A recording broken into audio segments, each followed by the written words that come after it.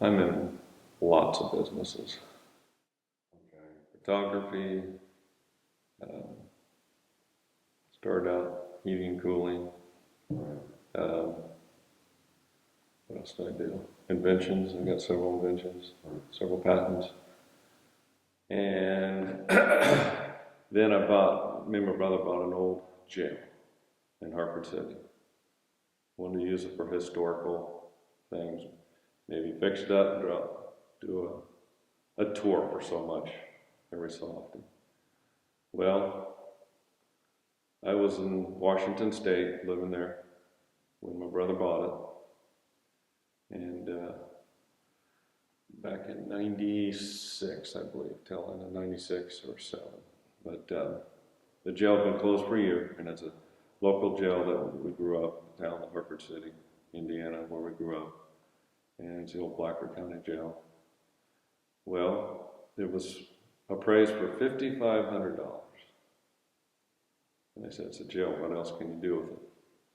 It was all ready to move into, so my brother goes, where can you find a place to move into for $5,500? And back when Hartford City was really booming.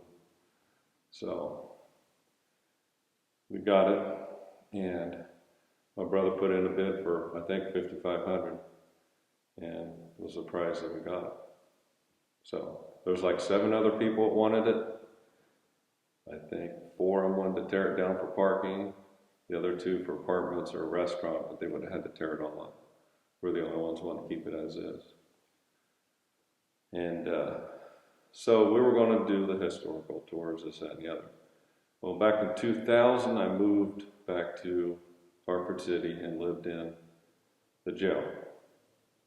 Never thought about being haunted, never gave it the first thought. Creepy, but, you know, just didn't think that way. More scientific stuff. So,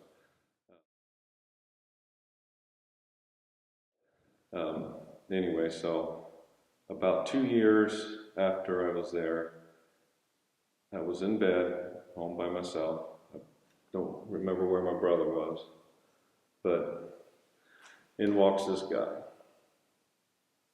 And he's just he's probably 5'10", but close to 250, 230, or 230, 250, you know, somewhere around there. Big monster guy. But the third step in, I realized he wasn't real because he didn't make a single sound. There should have been boards and stuff popping and cracking when he walked in. And I didn't know what to do. He walks to the foot of my bed and turns around and just one little bit of a bow and looks right at me with these sparkly blue-gray eyes. And then he just made this most beautiful, radiant smile. And so I realized at that point he wasn't there to hurt me, but I knew he was a ghost. But that's the only reason, because I couldn't hear him, because he was just as real as you and I. And my first thought was, don't take your eyes off him, because on TV it's like, guys, come here. Oh, you know, as soon as they take their eyes off. So I didn't want to lose him. I mean, this was cool. Scary, but cool. And so we looked at each other. He never broke that smile. And the guy was about 5'10", like I say, the weight, bald on top, gray stubble, kind of a bigger nose. I think they call it a coffee nose or something, you know, for all those years. And white t-shirt. The arms were tight, but it fit well in the chest. You could tell he was a stocky guy. Didn't look like he worked out, just looked like he had this large frame. You wouldn't want to pick on this guy. And dark pants. Well, about 20 seconds later, who knows how long, he just stands back up and walks out the same way he did, but he never looked at me. When he came in, he never looked at me. When he left, he never looked at me. Just walked straight on out. And I just followed him with my eyes like this, all the way out. And then when he did leave, I looked and he was gone. So as soon as I did take my eyes off, he was gone. I didn't know to, on the way out, try to touch him, say something to him. Too scared, I think. But, okay, now I would be referred to as the crazy old guy who lives in the jail. I can't tell anybody this. So for 2 years I held it in, so this is now 2004. And there's a guy that I graduated with. He's kind of an introvert. When you talk to him, he just, yeah, I'll do that. But I thought, and he's a real historian. Anytime the historical society's open, he's always there. So he knows everything about the town. Almost a savant when it comes to history. And so I thought, he wouldn't tell anybody, so I asked him. He goes, described them all, everything I saw. He goes, well, that sounds like Ed Townsend. I said, who's Ed Townsend? I said, that's a sheriff that died downstairs in your office. We had a sheriff in 77 go to domestic and was gunned down, killed. Ed Townsend took over, died 3 days later of a heart attack, and then another sheriff. So 1 week we had 3 sheriffs. The last sheriff finished his term to like 82, so. Anyway, so Ed was there, died there. They said, the coroner said he probably didn't feel the floor. It was just massive heart attack. So this guy said, I'll get you a picture. I'll get you a picture from the Historical Society. About 2 weeks later, comes around, has a picture. Well, the picture he shows me, the guy's in uniform, but I could tell it's the same guy. And they said, well, you ought to talk to his nieces. There's still 2 nieces around. One's in town, the other one's a little further away. And so I did talk to one niece. And the more I described him, the more her jaw just dropped. Sparkly blue-gray eyes, beautiful smile, too nice to be a sheriff, but so big that nobody was going to mess with him. Always wore a white t-shirt and dark pants when he wasn't on duty, and just described to a T. Well, that made me feel better after 2 years thinking I was crazy. And about 2 years ago, I finally got this girl to come to my house. She wouldn't come to my house. She didn't want to come see Uncle Ed because it was her niece, his niece. So she finally came, and I saw him in my bedroom. I was laying down. I just laid down. I don't think I said that. I just laid down when just like on cue, as soon as I laid down, he walks in. Still a light was on next to my bed. But she goes up, sits on my bed with her arms out behind her, leaning back like on her arms. Her husband's right across her, videotaping from his phone. And she's kind of like, Uncle Ed, are you here? Kind of like, not believing, but yet if she saw him, she'd probably just faint. Well, she goes, Uncle Ed, are you here? And then she goes, I gotta go. Took off. Her husband looks at me and goes, followed her. So the next day I went and asked her what happened. She goes, when? I said, Uncle Ed, are you here? She felt this soft patting on her hand like this. And then her husband said, yeah, right about the time you said you had to leave, there's some dark shadows somewhere. When I was recording, went by you real quick. So, Dan's not crazy after all, at least in that department. And that's how I kind of got into the ghost business. Didn't really mean to, or not sure that still is a ghost. Is it another dimension? What is it? So I can't say, do I believe in ghosts? I saw something. I don't know what it was. Because I believe if you saw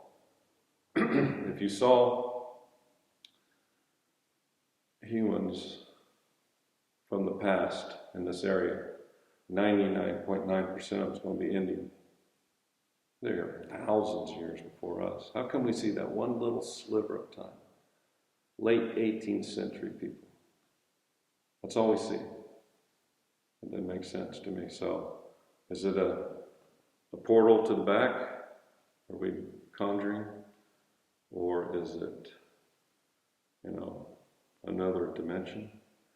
Don't know. But maybe 120 years from now, somebody walking in here might see three guys right here interviewing somebody and say, never know.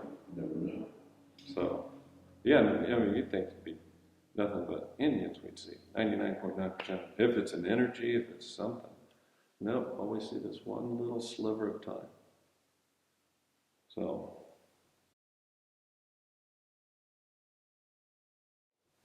Now, the one thing I've noticed about you is that you are very scientific. You're very analytical. but Christian. Right. Okay. Rarity, yeah. How do those three things play into understanding, dealing with the paranormal? You see what I mean by that? Yeah, I try to take it from a different point of view. Well, especially if somebody says, look at this streak through my picture. Yeah, okay, dust. Most likely. I can pretty much figure out 75% of it. Will I tell them? I don't want to burst a bubble sometimes. But then I don't want them walking away with an obvious something that makes them look bad too. So, and I don't know for sure. It might not have been dust, so that's why I can't say for sure. But that other 25% I can't explain. Creepy. That is creepy. Love it.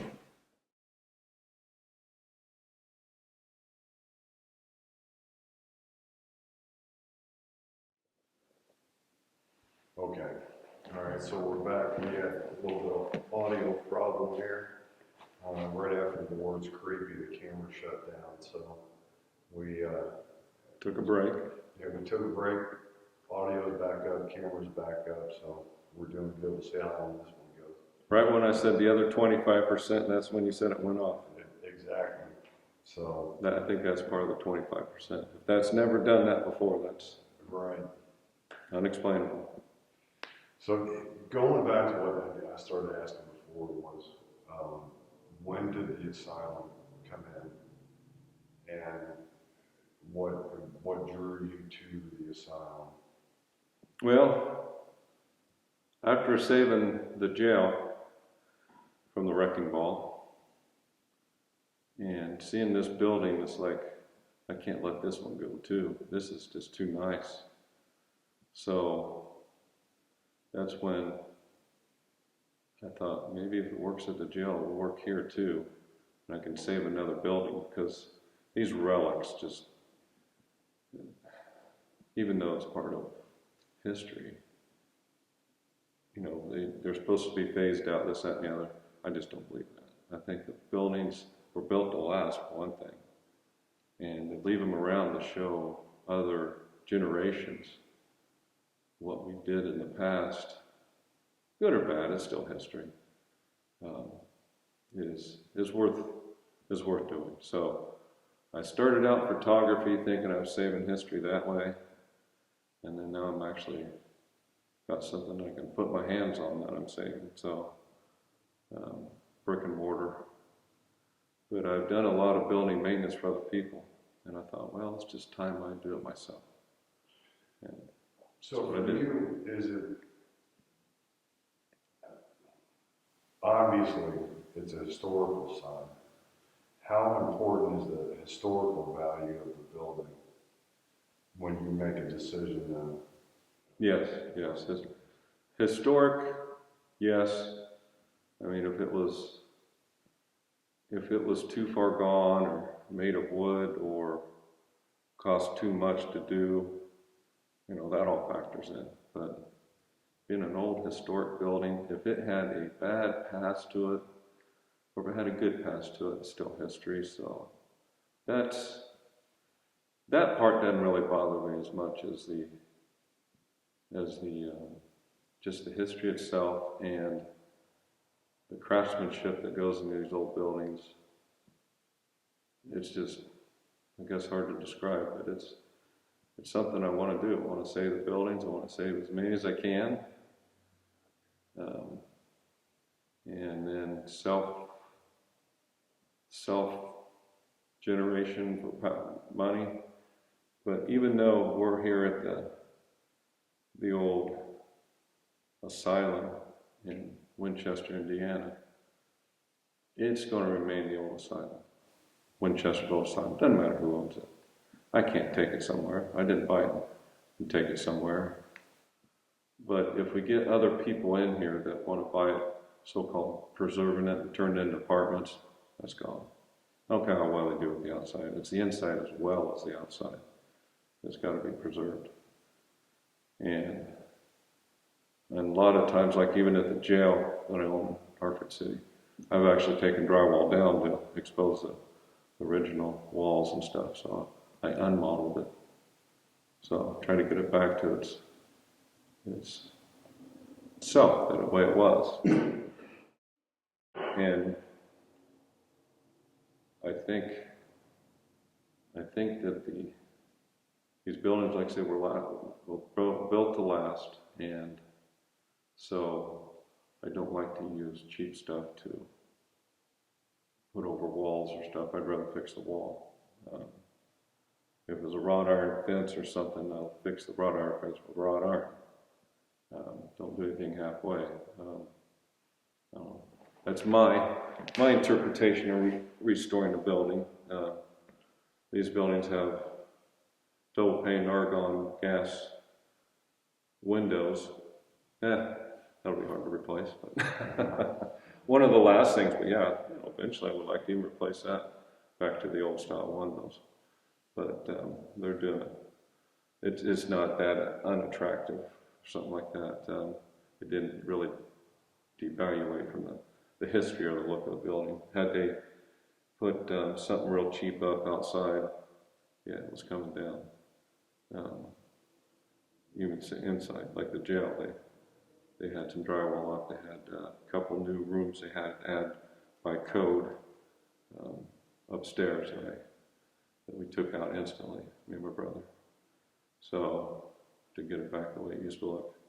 So it's a love for the buildings and the love for the history and people that come in, and if they just want to come in and look, that's great. If they want to come in and do paranormal research, or if they want to come in and play, I think it's like Clue, the game. It pays for itself, and everybody's still enjoying the building. It's not like I'll put a lock on it as soon as I bought it. A lot of people said they've never been in here before that's come in, local people, so they get to enjoy it just as much. And I realize it's more their history than even mine, because I'm from an out-of-towner. So they appreciate me letting them come in and see the place, and they get to see every bit of it. So I don't hide things. I don't let them see half of it. I don't let them see just the front part. You get to see the whole thing. Now, the one thing I've noticed, and I think it's very important because a lot of people probably don't know this. The man that's behind all of this, which obviously is you're the one essentially with your hands on this. You're the one that's actually restoring this. So there's obviously a lot of passion and love that goes into this. Yes. Generally, that's not something that you see. So, I mean, for you, there's got to be a lot of passion involved in bringing the history back and bringing it back to the public the way that it used to be. Yeah. Well, I've got some volunteers. I've got people actually I do pay. I think they have just as much passion as I do. They love the place. A couple of workers here today I just saw downstairs, and they were really working because you could just see that they love making the change. They were actually taking up old new tile in the basement, and I thought maybe they'd get half of them up. No, they just really was into it. They got 99% of it up. So I'm glad to see other people have the passion, and I'm able to allow them to come in and feel the love of the building for themselves, and able to help out volunteers and such is nice. If I get a good crew, I want to keep them. I will bend over backwards for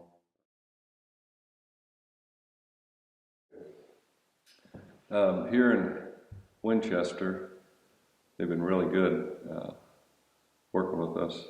Economic developer, Scotty Harvey, she's been really good. She's helping with the film crews as well as helping out here, and I've been helping her out for Special Olympics. We use this place for Special Olympics that she's a part of. Our place in Ohio City, an old multi-purpose or multi-school. It was at one time K through 12. That's in Ohio City. That's our newest purchase, and it's getting cleaned up now. Hopefully it'll be open soon. A beautiful old high school with all kinds of neat things. You just have to see it. It's hard to even describe, but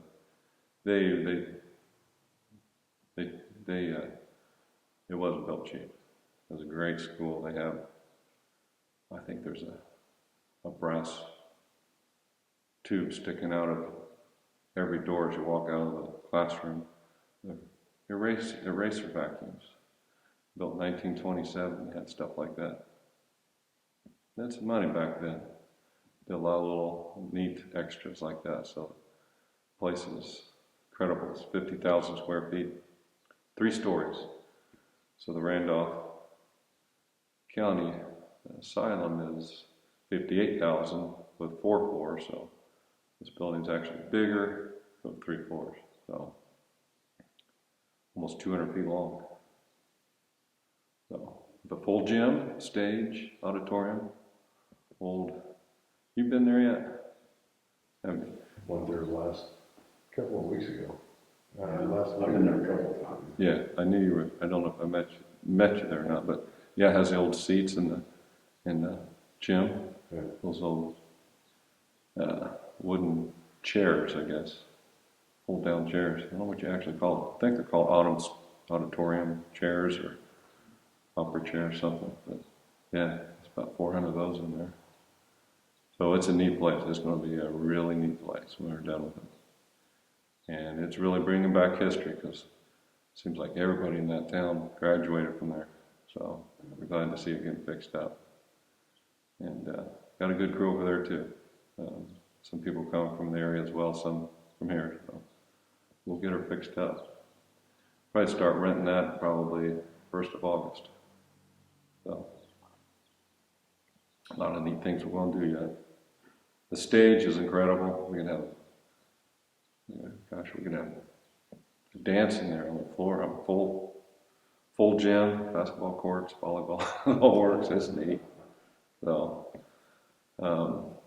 talked with the mayor. She's really nice. She was actually helping us clean. One of the city councilmen was, I think 2 of the city councilmen was helping us clean. So they're all about it. So we'll do events there as well. Yeah, a lot of local support. Then I forget the days.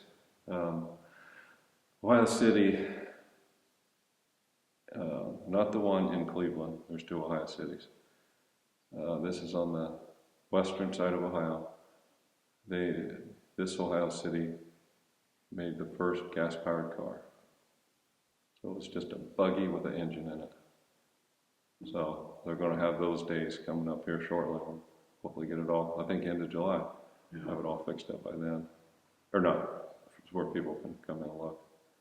Hopefully get some donations to help, because it's, some of the hardwood's bad shape, but other than that, structurally sound.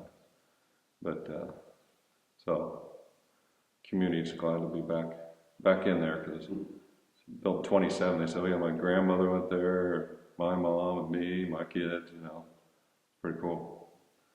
So that's what I like to see. What year did they close that?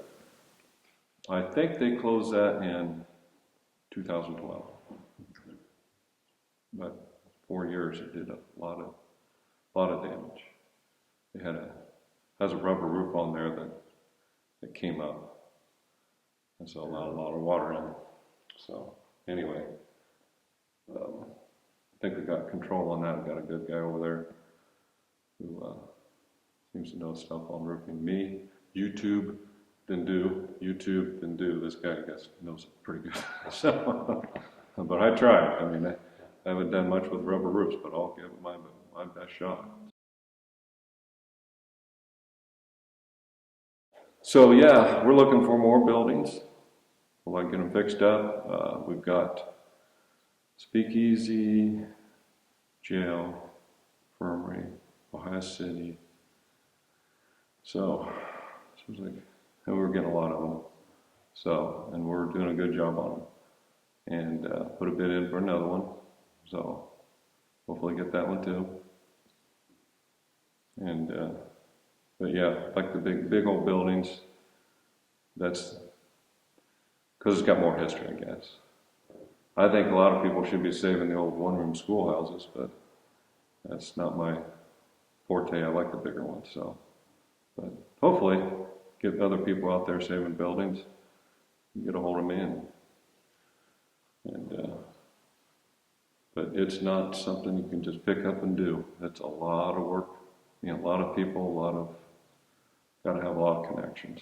So, somebody just picks up a building, think it's going to run itself or fix itself. Got something else coming. There are a lot of work. A lot of elbow grease in the bush. Yep. Well, yeah, a little bit of a lot of money too. I can't say a little bit. Yeah. And if you don't know how to do it yourself, then you're really you got to know how to do it all yourself, really. Because if you don't know how to, you better learn. Better learn quick, especially with the roof. But you get more people saving buildings like this, and I think it'll be a really neat thing. We've got a LLC called STOP, S-T-O-P, Save the Old Properties. So, some places coming down they don't feel should be coming down. And hope people out there with stop signs and don't tear it down. That's why I purposely meant the acronym to spell stop. So, maybe we can save more. I know there's a lot out there that may be too far gone, but at some point, especially ones that's just been closed, it all starts with that one drip. Just get up there and fix that one drip. Don't wait till it's a golly washer, then try to fix it because you've done too much damage internally. So you got one drip, get up there and fix it. Got one window broke out, get up there and fix it because it all starts like that. And then it gets too overwhelming, then they walk away from it. So, but we like to get there when it's still at the one drip. But